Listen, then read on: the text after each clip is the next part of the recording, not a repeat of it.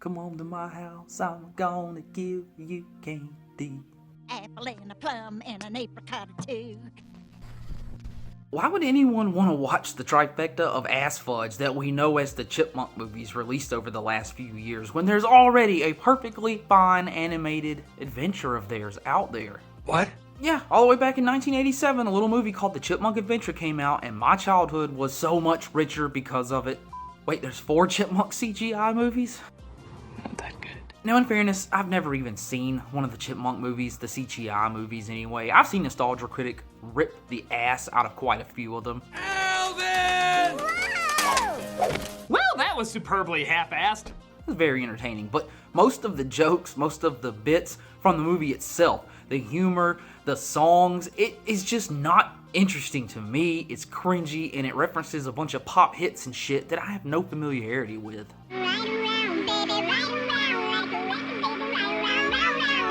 Now, real quick, just take a look at these numbers. And I know numbers don't really mean anything, but it's nice to have some sort of metric here. 2007's Alvin and the Chipmunks at a 5.2. That's with 72,000 votes. Now, 2009's The Squeakquel, I fucking hate that word, by the way, sitting at a 4.5 out of 41,000 votes. 2011's Chipwrecked at 4.3 with 30,000 votes. And 2015's Road Chip at a 5.0 with 15,000 votes. Now, what score does the Chipmunk Adventure hold? A 7.2, and that's with only about 5,000 votes. A fraction of the amount any of the other movies got, and it's been around even longer, so that has to say something. Now, before I spend half the video just bitching a lot about what the modern movie industry has done to this franchise and so many others, let's just take a deep breath, time travel back to 1987, and see why the Chipmunk Adventure is so enjoyable. The first thing to point out is how great the credits are. The backgrounds are so alive and rich and vibrant with color, so we gotta give respect to this dude right here.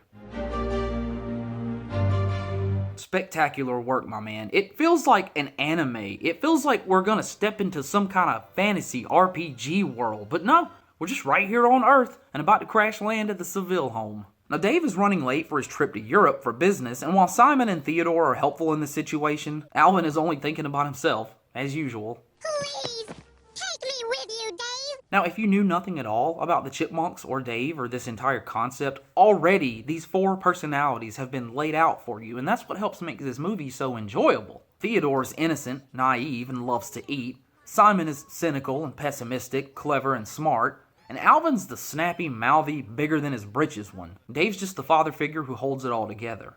Alvin, for the last time. And then there's the babysitter that Dave hired to take care of them while they're away. Did it have to be Miss Miller, Dave? I think her character is amazing, honestly. The old clueless, bumbling granny. I'm here! Hello? She's animated well, especially that hair, that little bow in the top. She's recognizable. She's memorable. The voice and everything. Now, finishing the scene is a few more gags with Miss Miller being so deaf she can't hear any of them screaming at her from upstairs. And then Dave finally leaves after kicking Alvin out of the cab.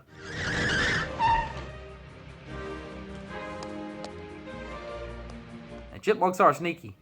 Don't worry, dear. You'll get to see the world soon enough. Just dripping with foreshadowing. Now, in the next scene, a lot of things are thrown at us, starting with the Chipmunks and Chipettes, who are going head-to-head on an arcade game, unironically called Around the World in 30 Days. Look, I honestly thought this game looked really cool as a kid, and I wanted to play it. Oh, Britney, be careful! Now, sitting at a nearby booth is Klaus and Claudia. These are just some petty criminals. It's a brother and sister pair, and they have like a money laundering and diamond laundering scheme, but they don't have anyone available at the moment to actually run the goods for them. I love these two. I find them as uniquely identifiable as Team Rocket. We'd like to thank all of our fans for their loyalty and support. They have the personalities, they have the voice, they have the animation, they have everything that makes them stand out and make them unique in this and not just feel like some stock villains.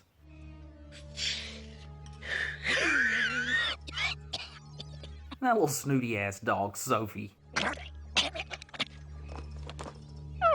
Now, sulking over the $3 million worth of gems stolen from them last year by someone named Jamal, Oh dear, please, not here. and irritated over the voices of the Chipettes and the Chipmunks arguing when Britney actually beats Alvin at that game. You'd never beat me at this were for real, It's the very argument they are having that gives Claudia an idea that forms the very plot of the movie, however implausible that may be. Don't be ridiculous. Now, inserting themselves into the argument, they claim to be wealthy and bored. I can only dream what that's like.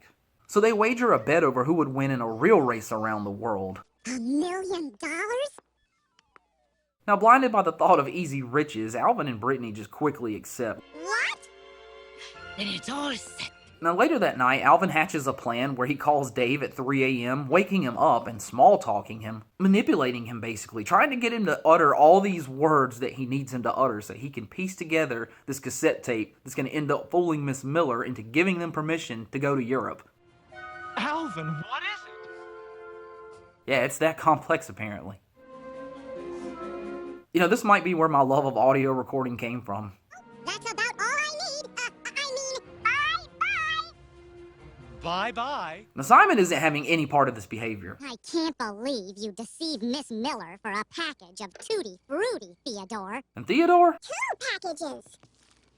Well, Theodore just can't help himself now, can he? And the next morning at breakfast, the plan is in motion when Theodore sneaks off to play the tape, but nearly screws everything up.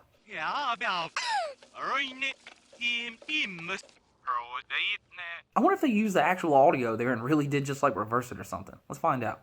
And Theodore to meet me in Europe. Bye-bye. Well, I'll be damned. Well, eventually Theodore manages to press the right button and plays the entire message for Miss Miller, but she doesn't even hear it! Could you repeat that, David?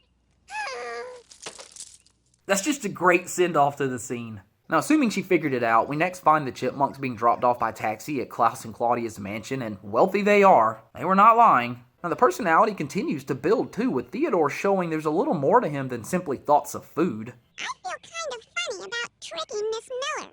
It's called guilt, Theodore. Yeah, you gotta have them good messages implanted early.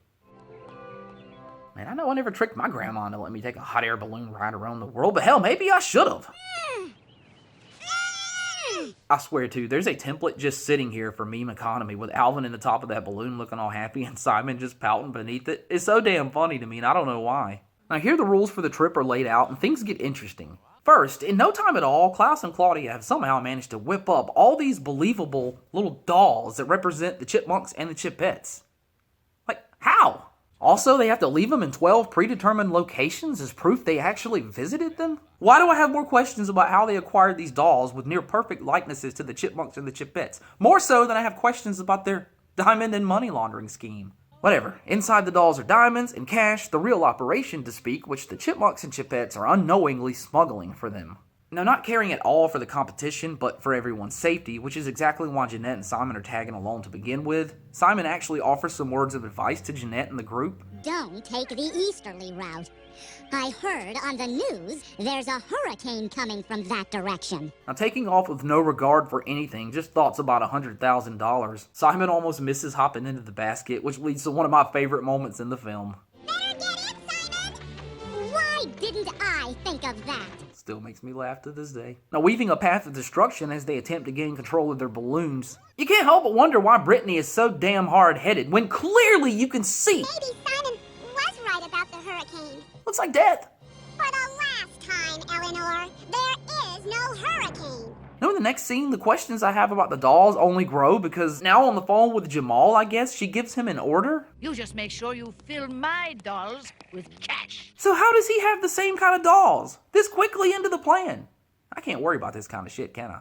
Is someone else on the line? Not when there's a traitor in the house. Apparently this Mario dude, Klaus and Claudia's servant, he's a mole for Jamal and just delivering all the information. The girl's first stop is a Bermuda.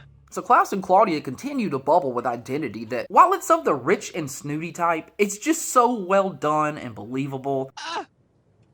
This is one of my Pierre Cardin socks. These characters stand out from other types of villains. They're unique to this movie and you'll remember them long after you've turned it off. Mario, where's my coffee? It just feels Disney-esque in its fluidity, animated with care and love and respect. Now, Jamal, receiving the information, sends 2 henchmen of his own to the first 2 locations, and we quickly discover Simon was right about the hurricane. Just like Simon said. This scene was just for plot convenience too, I guess, letting us know that the girls are okay and where they're headed to. We meet Mr. Anton on the flying surprise. Like, I don't know why they didn't actually give us an animation or some scene with the hurricane. Maybe it was too expensive. Maybe they had one planned and they cut it. Who knows? They didn't get a song either. Now, the boys are about to touch down in Mexico, and Simon just kills it again with lines like this. Lands the balloon by the fountain. Like I said, in the tree. Now, landing near their drop-off point, they quickly make the swap, but when the boys are about to leave, they get swept up in a fiesta as the movie leads into the first musical number. Which is great, because it allows me to skip large portions of this movie without missing a whole bunch. Now, for someone who hates musicals, I love the songs in this. One in particular, which I'll get to later when it comes up. But I have nothing to complain about during the first number, especially with the circumstances Simon finds himself in. And what we get is a musical number that's enjoyable on its own, mixed with the Chipmunks inadvertently stopping one of the henchmen from getting his hands on the doll they just traded for. That's why all these musical moments work so well. You're not just watching a bunch of characters hop and dance around, singing a song that has no relevance to the movie. They actually do manage to squeeze in plot progression during these moments. Now, soon enough, the song is over, the doll is back in their hands, and off they go to the next destination. Why would he throw the doll back to him, though? Miss Thurston, everything's fine. They've made the drop-off right on schedule. Because he's in on it, that's why. You can't trust anybody in this movie. Now, the Chipettes have struggles of their own as well when they find their first drop-off involves scuba diving with one of the henchmen right on their tail. Even worse, Britney gets chased by this shark. And her tank, which is like twice as big as her, gets stuck in its mouth. It's not that this is bad or anything, it's just not as memorable as the events the Chipmunks take place in. I mean, like I said, we skipped over the hurricane, we didn't give them a song yet, so let's just skip over this too, I guess. Poor little things. Now we transition into another musical number, and oh my god, I actually love this song. I love the composition, I love the lyrics, I love the way the words fit over certain beats. I just love this song.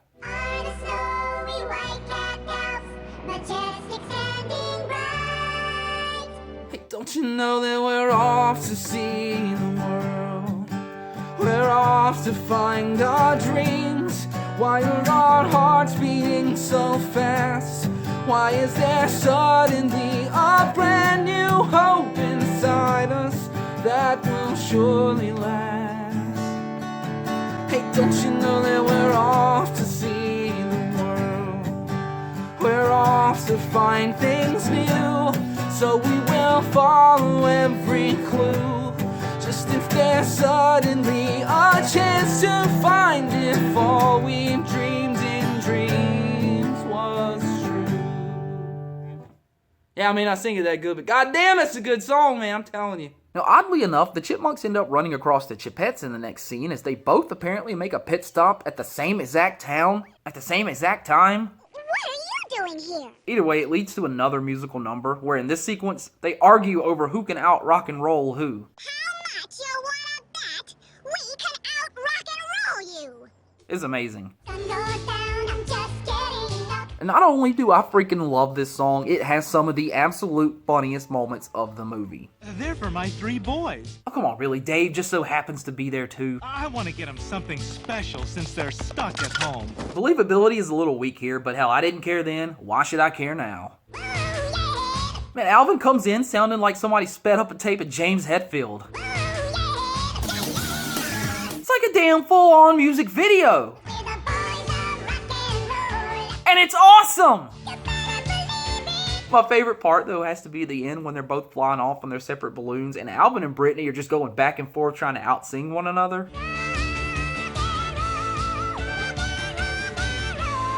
God, Alvin is just belting his little lungs out. The part gets me every time. Still, to this day, every time. Now, back at home, Miss Miller is arms deep into baking when the phone rings. Now, it's Dave just checking in on the boys and how everything's going, but with her absent-mindedness and lack of want to ask any kind of important questions, he barely gets any information out of her, and it's just a clusterfuck. Oh, that poor man is losing his marbles. Come on to my house, my house. Damn song. Come on to my house, I'm gonna give you candy.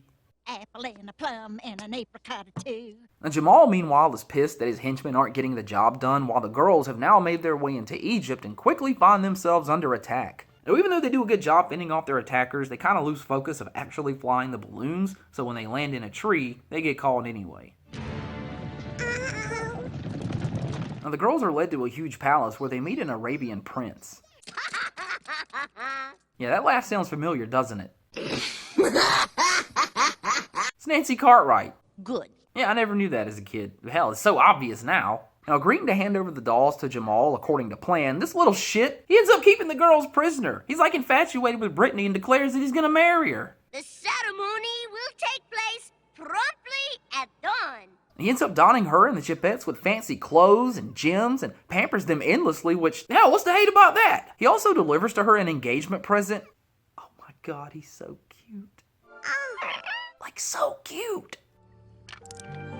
Oh my god, he has a little locket with his mommy and daddy in it. Oh, you miss your mama and papa, huh?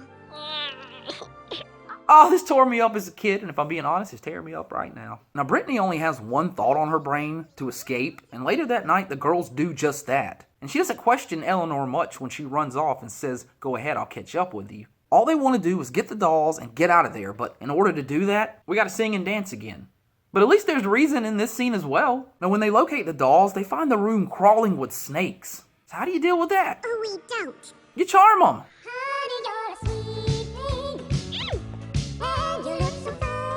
Another adorable little musical number shines here as the snakes dance with the girls. Britney using one of their tails as a microphone is just amazing.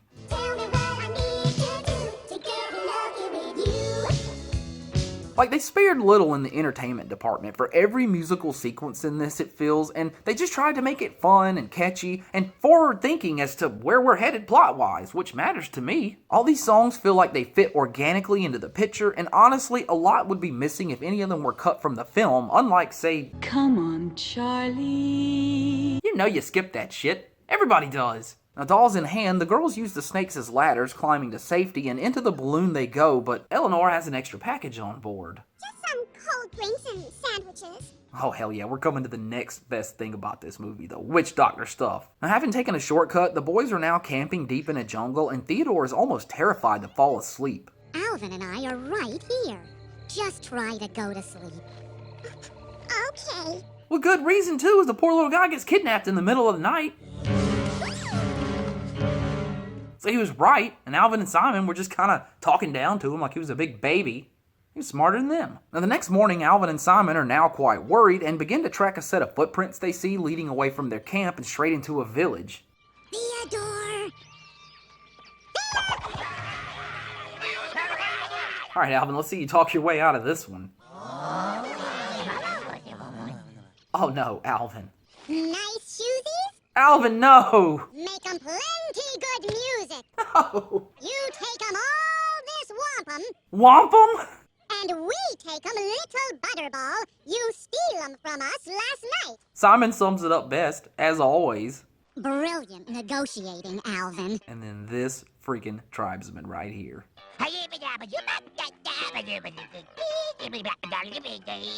Oh my god, do I love him!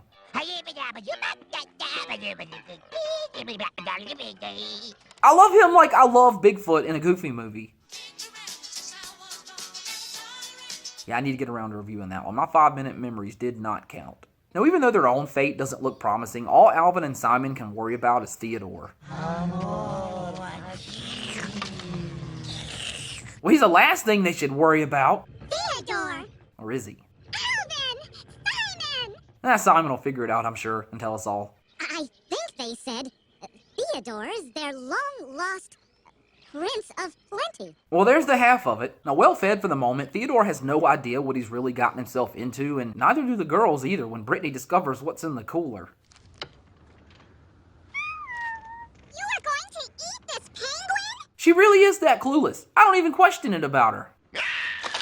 I can't get enough of that little penguin. Now, Britney at first only cares about winning the race and doesn't want to risk going off course even to save the little guy, but having a little bit of heart somewhere in her, she eventually does the right thing. How do we get to Antarctica?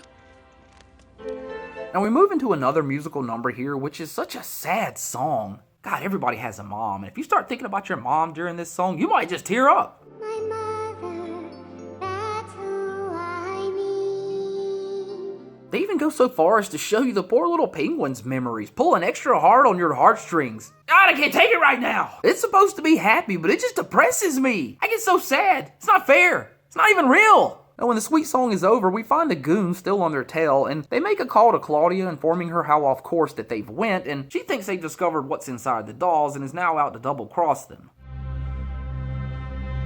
God, she gets all Cruella de Vil face about that shit, too. Oh man, I cannot handle any more of this penguin cuteness. The family is over there crying, looking at an empty crib, about to get me started, when they hear a familiar voice from outside the igloo. Thank God, because I'm about to ball up. Ah, the little waddle. Hugs all around. There's the balloon. Oh, thugs all around! Now, getting their hands on one of the dolls, but only tearing it in two, the henchmen are quickly dealt with by the appreciative flock of penguins. Man, this sounds like a Ron Burgundy practice line, I swear. The Human Torch was denied a bank loan. Now, spotting the diamonds falling out of the doll, Jeanette whips a knife out of her pocket. Well, why didn't she use that when they were attacked? Yeah, I know, kids' movie. But why does she have a knife? Kids' movie? Now, finding cash in the Chipmunk dolls, the ruse is up, and worried for everyone's safety, Britney actually takes charge, declaring they have to find the boys and help them. We've got to find them! The boys unfortunately have their hands full at the moment, scavenging a cave for mushrooms at 3 a.m. because Prince of Plenty Theodore is hungry. I hope he chokes on him! Alvin, well, I'd had it! Now, deep inside, they stumble across some written words, which Simon ends up translating for us, giving us the full picture on what's happening to Theodore. Sacrifice the Prince of Plenty on the full moon. Oh no. Oh no! Oh no! Oh no! Oh yeah! Now, finding themselves tied up over a pit of, whatever, who cares? It's time for Worry Burry! Worry Burry?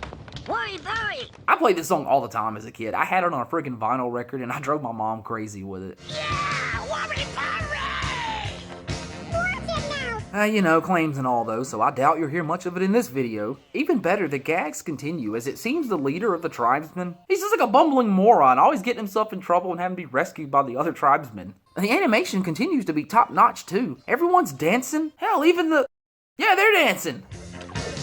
Starts looking like a damn David Copperfield illusion at times.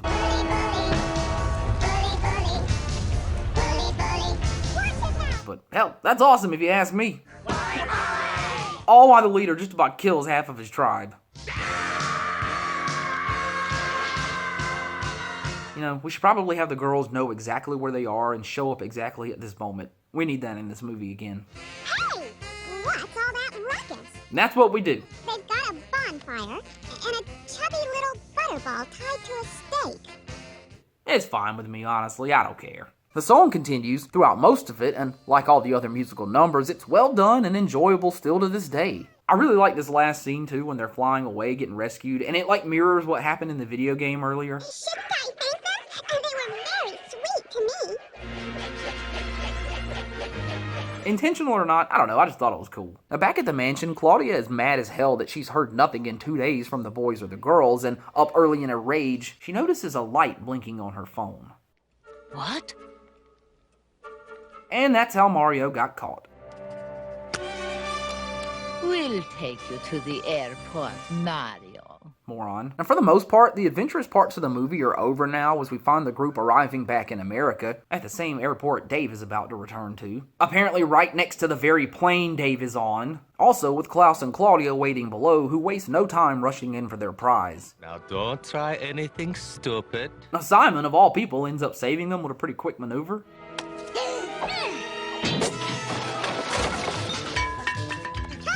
And we move into the last song of the movie, which unfortunately is just not as strong as the other ones if you ask me. We get a chase through the airport over this 80s sounding MTV Dance-a-thon B-side. It's not like it sucks or anything, just didn't really stand out like some of the other numbers.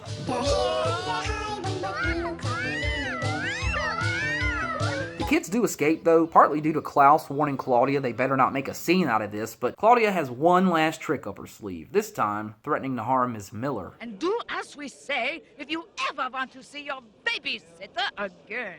So reluctantly, the dolls are handed over, and the kids are shuffled out to the limo and crammed inside along with Mario. Then in the chaos, Alvin's hat blows off, which, of course, Dave stumbles across. Hey, my cap!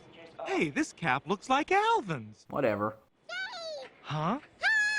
Okay, that is an Amber Alert right there. Now, calling for help, Dave hops in a quick responding officer's patrol car with Officer Jamal? Inspector Jamal. Is this the same guy from earlier? Was he undercover? Is it a different dude?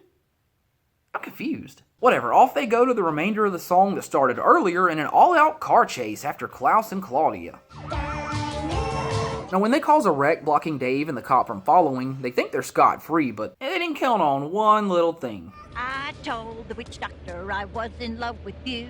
Or one big person. Good heavens! Huh? Angry about her broken mirror, she hops out like a damn barbarian yelling at the air. It's just a subtle little joke, but I love that. Insurance buster! Huh? Now, when the Chipmunks pop their heads out, she's in disbelief, and even more so seconds later when the cops roll up and Dave hops out. Boy, it's good to see you, Dave. I think. Yeah, they're probably in trouble. I know I'd punish the hell out of my kids for a stunt like that, even though I wanted my grandma to let me do that, and I never asked her. Well, if it isn't my old friends Klaus and Claudia. So Jamal was undercover? I still really don't know. I don't really care who or what he is, if he's even the same guy. I'm too torn up inside emotionally from this movie. Like Miss Miller, the way she's all torn up about Theodore's deception.